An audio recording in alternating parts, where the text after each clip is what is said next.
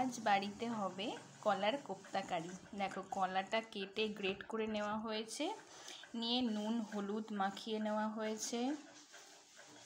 এবার মুগের ডাল দিয়ে করছি, সবাই তো বেসন দিয়ে করে, আমি মুগের ডাল দিয়ে করছি।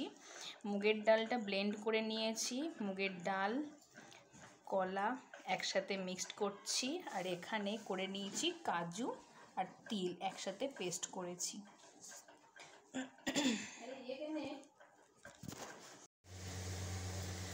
কোপ্তাটা সব রকম মশলা দিয়ে মাখিয়ে নিয়েছি কলার এই কোপ্তার মধ্যে।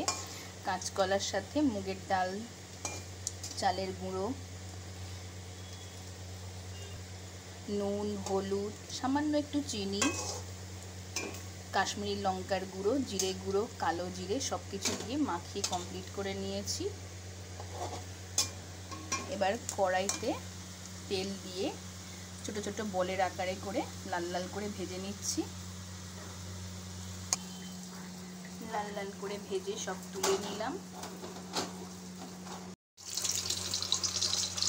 তেলের মধ্যে কালো জিরে ফোড়ন, কাঁচা লঙ্কা দিলাম, দিয়ে আলুগুলো একটু লাল লাল করে ভেজে নেব।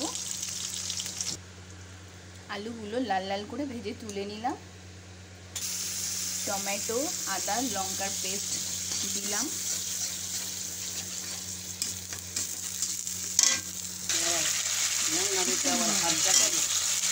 টমেটোটা ভালো করে ভেজে নিচ্ছি। একটু হলুদ গুঁড়ো, একটু চিনি গুঁড়ো, আমি চিনিটা গুঁড়ো করে দিচ্ছি, তোমরা চাইলে গোটা চিনি দিতে পারো। এবার পোস্ত আর তিল বাটাটা দিয়ে দিলাম, দিয়ে মশলাটা ভালো করে কষিয়ে নিচ্ছি।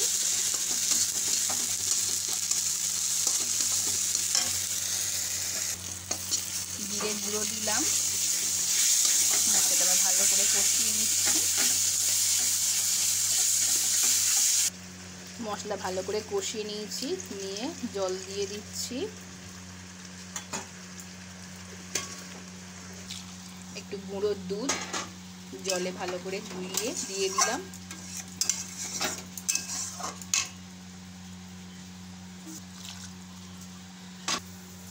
এবার একটু স্বাদ মতো নুন দিয়ে দিলাম। তরকারিটা ফুটে উঠেছে। এবারে ভেজে তুলে রাখা কোপ্তাগুলো দিয়ে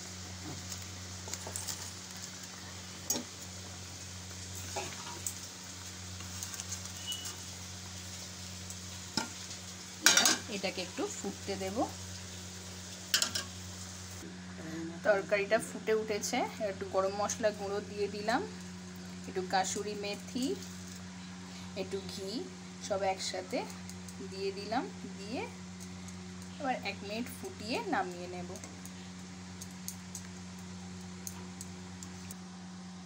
হয়ে গেল কাঁচকলার কোপ্তা কারি। দেখো, আমার এই রেসিপি যদি তোমাদের ভালো লেগে থাকে তোমরা অবশ্যই লাইক, শেয়ার এবং সাবস্ক্রাইব করে দিও। আর বাড়িতে অবশ্যই একবার ট্রাই করে দেখো, ভালো লাগবে। আজকের মতো ভিডিও এখানেই শেষ করলাম। টাটা।